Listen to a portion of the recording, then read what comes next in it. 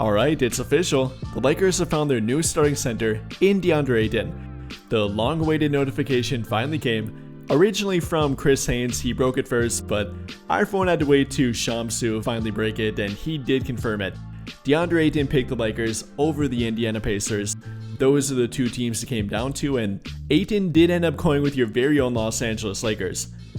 And well, there definitely is some controversy to come with him and some questions about as a teammate, off the court, chemistry issues, and simply what he is as a teammate and player overall off the court. But there's definitely a lot to like about him too. And for a brief overview, DeAndre Ayton is entering their team as a 26-year-old player, about to be 27, does fit the Luka Doncic timeline that they've been looking for, does fit the lob threat, rebounder, defensive big, if committed that they've been looking for, coming off a season of averaging roughly 14.5 points per game, 10.2 rebounds per game, 1 block per game, shooting 57% from the field and 18% from 3. Not really a 3-point shooter, so kind of disregard that. Only a grand total of 32 3-point shot attempts, and you probably won't be seeing much of that with their team. But in regard to what he does well, what he doesn't do well, on the court he definitely is a great rebounder. In my opinion, that's probably his number one strength and kind of the overlooked part of his game. No matter how you talk about the defense, or rather lack thereof at times with him, he is a great rebounder, and that's the one constant with him. He'll probably be a double-double threat no matter what team you put him on or what situation you put him in. Whether he's playing for Phoenix, Portland, or now the Lakers, I imagine he'll average around or above 10 rebounds per game, including about 3 offensive rebounds per game. Definitely an upgrade for their team compared to Jackson Hayes or any other big they had post-trade deadline for that fact last season. Definitely will help out their team, give them a whole lot more offensive possessions, giving more for Luka Doncic, LeBron, Austin Reeves to work with, giving Luka that lob threat to work with, another priority for their team and something they finally do have with DeAndre Ayton. No, he's not an elite athlete, but definitely has a very wide catch radius, is 7 foot, does have a 7'6" wingspan, playing with the likes of CP3 in the past, and they had some great pick and roll connection. I imagine that will translate to him and Luka Doncic now too. Though talking more about the defense and can he actually be their defensive anchor, can he anchor a top 10 defense to their team, or what will it take for them to actually get to that point? In my opinion, he definitely can be a very good defender. I mean, he showed it back in Phoenix and during their 2021 NBA Finals run. He showed the ability to do it, but it's been so inconsistent with him. One game he'll look great. He'll look like a top 5 NBA rim protector and a guy that legitimately can anchor a defense. But then the next game he'll look like he doesn't care about defense, doesn't care about rotating on defense, protecting the rim, switching on defense, or anything and everything about that for that fact. So it's really up in the air here with DeAndre Ayton. Defensively, there definitely are questions with him. What version will they get, and how committed and how bought in will he be for their team? That's definitely up for debate here. But in regard to what they got with him and comparable to the current free agent market, I'm definitely going to take it, even with the red flags that will come with him and have been with him for some time now. I mean, looking at the current free agent market, we got guys like Al Horford, Jackson Hayes, Chris Boucher if you want to count him as big.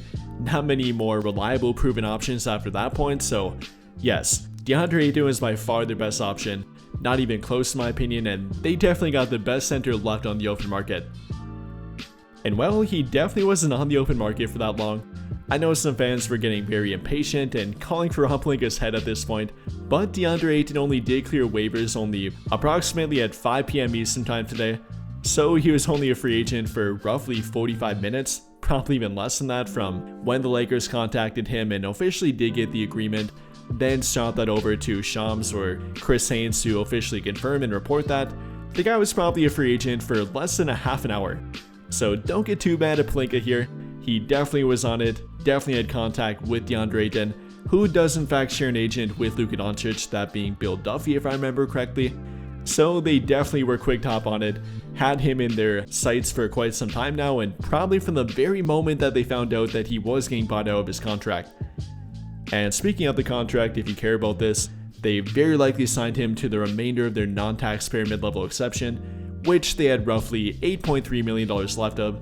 That is a slight discount for DeAndre Ayton in regard to the contract buyout he took, which did happen to be a $10 million contract buyout.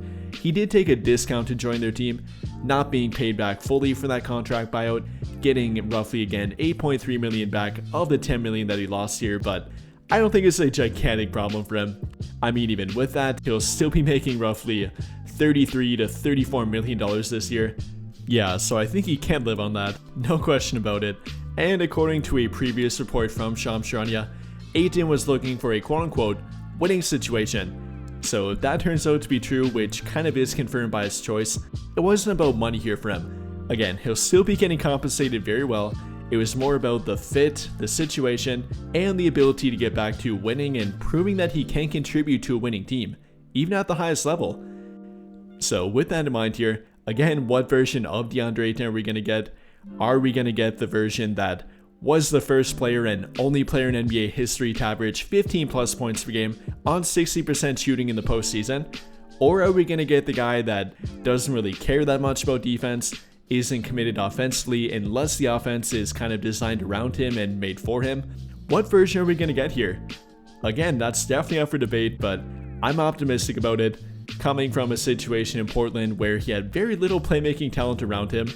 Per bballindex.com, he had a teammate playmaking talent grade of F in Portland, both during the 2023-24 NBA season and during the 2024-25 NBA season. So yeah, not too good, very little playmaking around him. And now he's coming to a situation with, I don't know if you heard about guys like Luka Doncic, LeBron James, Austin Reeves, all of which average more than 5 assists per game, all of which have very good playmaking talent and very good lob threat talent with a guy like Luka Doncic. Per another stat from bballindex.com, Luka Doncic has the 3rd highest impact on shot quality for teammates over the past 5 years now, adding a estimated plus 3.1% on shot quality for teammates, generating roughly 1,600, actually 1,300 scratch that, teammate field goal attempts, and adding a roughly 418.5 shot quality points added to their teammate grade. So yeah, definitely joining a great teammate. Again, a guy that you can fit the timeline up with Luka Doncic, both of them currently being 26 years old, so who knows? Maybe Ayton can actually be their future center. Maybe they've finally found their long-term solution at center. Maybe Luka Doncic will finally be his best teammate and best fitting teammate that he can actually play with long-term. Unfortunately, couldn't do that with Chris Paul, as there is a bit of an age difference between them. But now with Luka Doncic, that's probably his new best playmaker, probably by far in my opinion.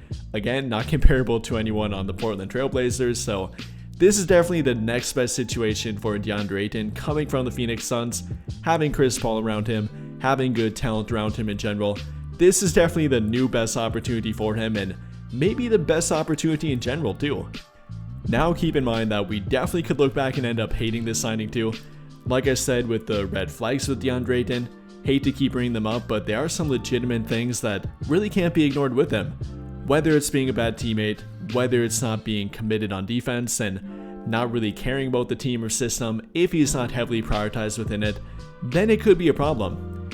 However, I'm choosing to be optimistic and not only trying to be, but I really am optimistic with DeAndre Ayton. Again, with the fit, with the better playmaking talent around him, with him now being back in a winning situation and coming from a bad situation which probably has him not take stuff for granted anymore, no longer playing for a bad team, getting back in a good team with actual expectations and championship aspirations, I think that probably helped his outlook, and the Lakers have a great opportunity to get the best version of DeAndre Ayton. And well, to go along with that, they apparently do believe in him. As another update from Shams here is that he will sign a 2-year contract with their team. Not a 1-year contract, but actually a 2-year contract. Getting that $8.3 million that I mentioned this season, but then with a player option for next season.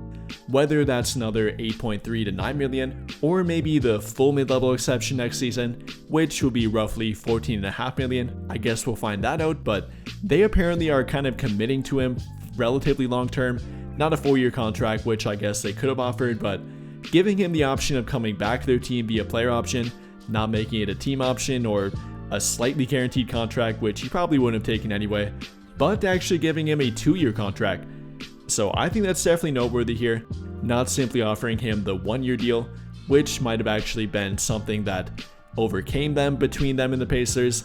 Maybe that's something that Ayton demanded here and kind of pushed the Lakers over the edge of him taking their deal rather than the Pacers deal or maybe some other team that offered him a contract too. Regardless though, I'm very happy with the signing. Don't care that it's a 2-year contract. I'm actually kind of enjoying that too. Giving him the option of coming back, giving him a bit more security with their team, giving the Lakers some acknowledgement that he actually would like to be with their team beyond this season, not only simply a prove-it deal and then run off to a different team. I like it. So overall here, I'm happy with it again. Are some red flags, but by far the best center left on the open market, and they were not going to do better than DeAndre Ayton. So with that in mind here, how do you guys feel about it? How do you feel about DeAndre Ayton officially becoming a Laker, joining their team, and now becoming their new starting center? Let me know your thoughts in the comments down below. But I think that'll pretty much do it for this one.